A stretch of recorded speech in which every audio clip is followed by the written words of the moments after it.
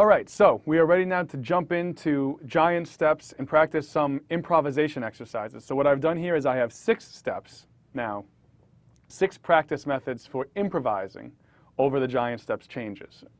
So the very first one, practice method number 1, is to learn this cell, this 4-note cell. So for those of you who have any understanding of pentatonics, this is really where it comes from. But we're going to limit ourselves to just 4 notes. And so this is also a motif that John Coltrane uses pretty extensively in his solo over this tune, over giant steps.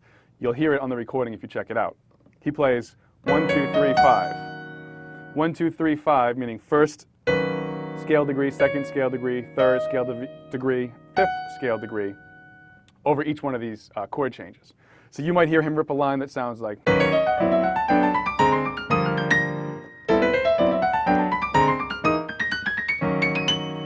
All right, so you wouldn't want to play a whole solo that way, but in this practice method number 1, that's exactly what we're going to do. We're going to practice playing 1, 2, 3, 5 over each and every one of the chord changes in the song.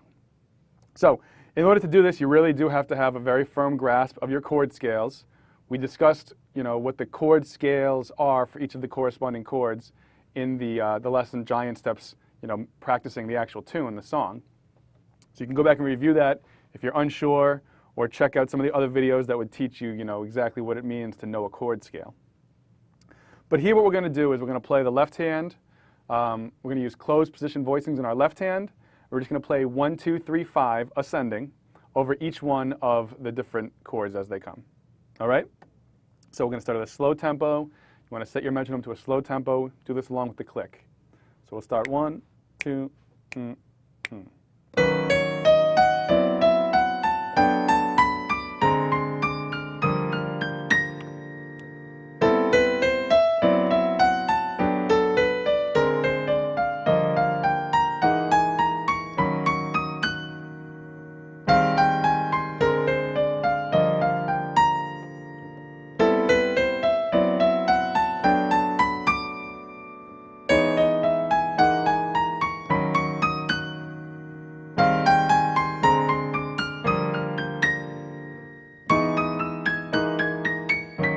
Okay, then we're back at the top of the form, top of the tune. So what I'm doing is just playing 1, 2, 3, 5 over every one of the chords.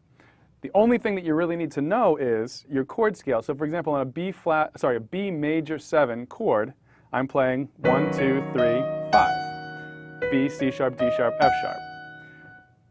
For D7, also a major triad down below. So 1, 2, 3, 5.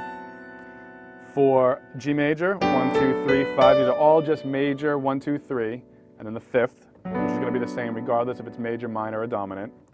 B flat 7, 1, 2, 3, 5. So it's just a major triadic structure down below with that second, or that second note. And then E flat, 1, 2, 3, 5. So here's the first time that we have a 1, 2, 3, 5 that is not major down at the triad level. We have the 2, 5, A minor to D7 going to G major, right? So A minor, 1, 2, 3. That's a flatted 3, right? So 1, 2, 3, C natural, 5, and then D7, 2, 3, 5. 1, 2, 3, 5, 1, 2, 3, 5, 1, 2, 3, 5. 2, 5 in E flat. 2, 5 in G. 2, 5 in B major, 2, 5 in E flat, 2, 5 back to B major. All right, so that's practice method number 1. Now, practice method 2 is very, very closely related. For practice method number 2, what you're going to do is take that 4-note cell, 1, 2, 3, 5, and you're going to play it now descending in reverse order. 5, 3, 2, 1.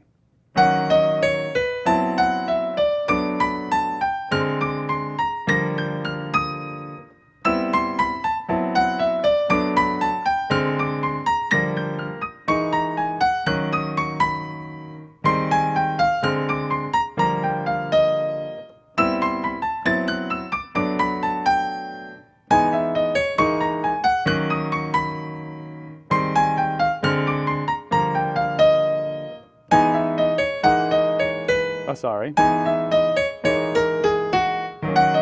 we go. All right, so you've now practiced it 1, 2, 3, 5 ascending. You've practiced it 5, 3, 2, 1 descending. Now what you're going to do is alternate. So this is really still part of 1 and 2. It's like a hybrid of 1 and 2. So now you're going to play ascending for the first chord and then descending for the second chord. Ascending.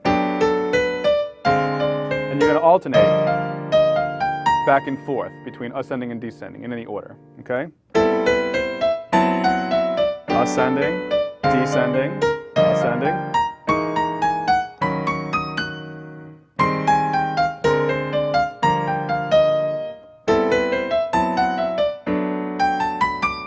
All right, you're going to go through the entire chord progression that way. 1, 2, 3, 5, 5, 3, 2, 1, and then varying, alternating back and forth between ascending and descending. So, practice that. I cannot stress enough how important it is to do this to a click, to a metronome. Make sure that you are staying true to that metronome. Make sure you're staying in time, practicing good time. And only after you have conquered or mastered one level, one speed, one tempo, only then do you go ahead and increase the speed by 2 or 3 clicks. A little game that I used to play with myself, and I still challenge my students to do it, is turn it into a game, turn it into a challenge for yourself. See if you can go through the entire giant step cycle doing this 6 times in a row perfectly. And if you make even one mistake, you go back and you begin from the beginning. And try to get through 6 times in a row cleanly before you allow yourself to increase that tempo. All right?